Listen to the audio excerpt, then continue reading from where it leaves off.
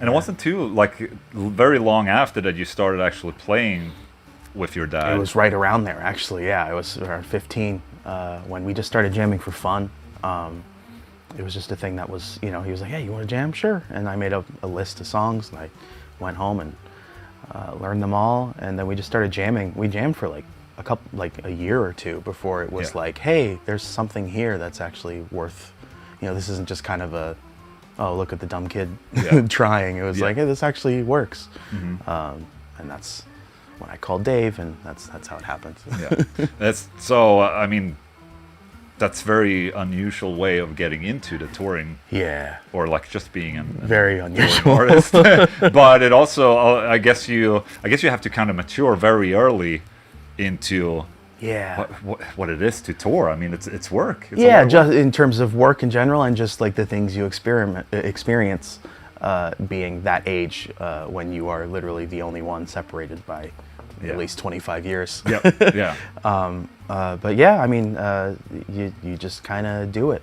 I guess, you know, I wouldn't have been there had they not believed I could do it. No. So looking back on it, it was a lot to handle, and I kind of can't believe I was able to pull it off. But you're more the experience definitely gave me a lot to learn what to do and what not to do. My first memory was probably I remember watching it was probably in Europe actually, because when I was born and the next few years, the Highwaymen were on the road, which was Dad and Johnny Cash and Chris Christopherson and Waylon Jennings. And they were doing a European tour when I was maybe 3 or 4. Okay. And so I remember watching the show, and I think that was my first musical experience. Did it take you long from that moment to kind of understand what your dad was doing? It took me probably a few years after that to understand. I mean, there were some great moments that I realized how much people loved him, and I could see, of course, at every show how much people really cared. But I remember his 70th birthday.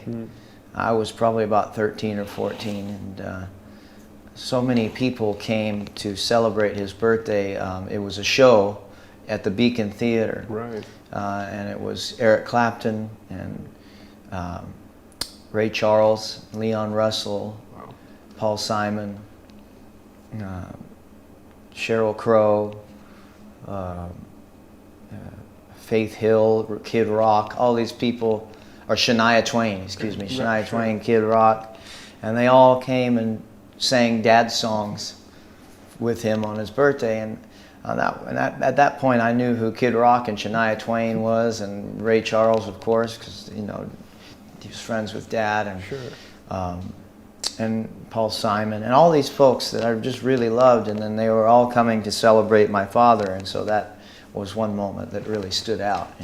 The piece of advice that my dad gave me consistently throughout my life is, do something because you love it and for literally no other reason. Like, you will not achieve real success and fulfillment if you're not doing something because you love it.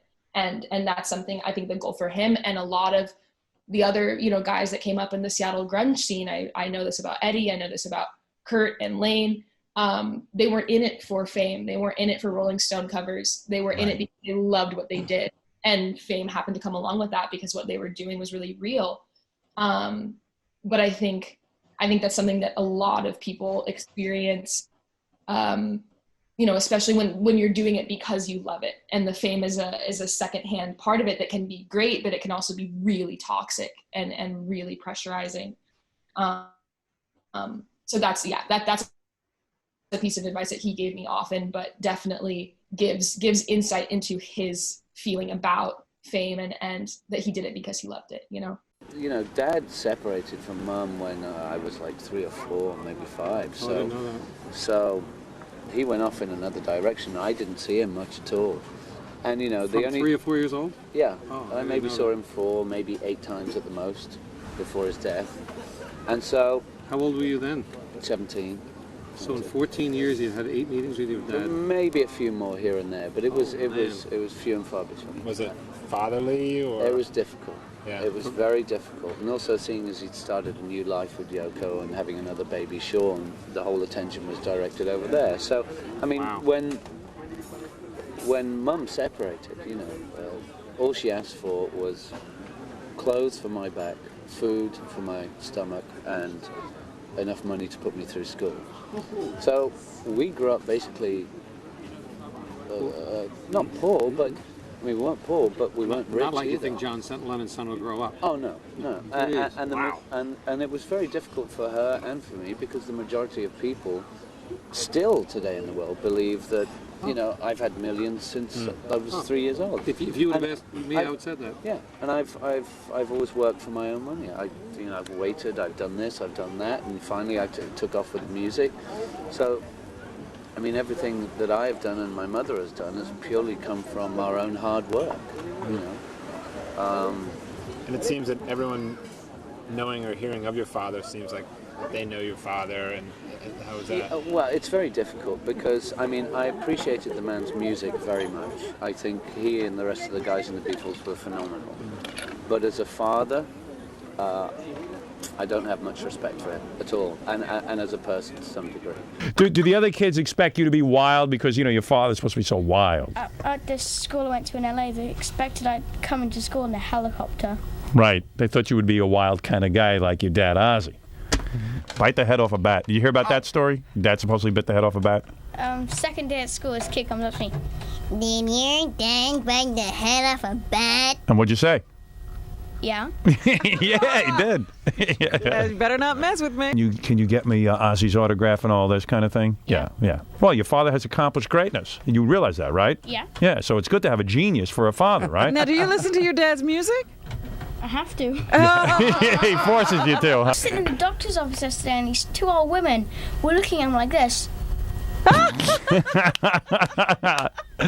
You should have told him that's Ozzy. You got to tell people. Oh, I got this slime, and it was green. Dad put it on his nose. Dad put that on his nose? Yeah. Just walked out into the hallway and goes, "We've got a tissue." And this woman freaked. She was running around trying to get a tissue. 10 minutes later, she walks in and goes, "Here you go." Does Dad embarrass you when he takes green slime and lets it hang out of his nose like it's snot? I tell him to. You tell him to do it. You like it. They're having a good time. He's sort of like a friend, a pal. Yeah. Yeah. I remember him as just kind of, he's kind of unavoidable in my life, you know what I mean? Like, it's hard for me to walk down the street and not see a Nirvana shirt every single freaking day. So he's around me every day of my life, whether I want him to be or not. I get to remember him whether I want to or not. It's powerful because it humbles you because it's so far-reaching, but at the same time, sometimes it feels even a little bit frustrating on certain days. You know what I mean? Some days, like, I'll be like in a coffee shop and I'll be like just like having like a time, you know, and just like having a moment, and all of a sudden it'll come on. I'll be like, I can't even with you right now. In London, I mean, I don't even know if you can answer it because obviously it's your dad. Was there ever a time where it clicked for you that say, look at what my dad's done? This is how people view him. But to you, he's, I'm sure you've seen him take out the trash. He's probably changed your dirty diapers back in the day. Sorry to embarrass you, but I mean, did it ever occur to you that, he means something to other people? Or does that matter? Yeah, like since I was little, especially with the Velvet Revolver stuff, because I was the most I toured with him was definitely for the Velvet Revolver stuff, and seeing that many people at those shows is just kind of crazy, and how they all just worship, and then joining on the last GNR tour and seeing all those people who still like them for much older stuff. The GNR was probably what clicked the most going on that tour. But it never really hit me until this summer where I was like, I don't want to live in his shadow when I started playing in a band. And that's the main reason I don't play guitar or stringed instruments. My favorite band is your dad's, and I love to see that the kids of these rock stars are going out doing what you're doing. I mean, a bunch of the other guys' kids are doing it. Have you all jammed together with second generation rock stars? I don't know if there's been a single jam. I mean, I will say that they're all really good dudes, and it's been, obviously we've grown up together, so it's really cool to see them doing what they're doing and making art that they believe in and they love. And I've been a huge fan of both bands since they came out, so it's really sick to see them doing what they're doing. Have you seen them live? Yeah. Yeah. No, there's and we saw them on their tour together, and it was like super awesome. Cool, man.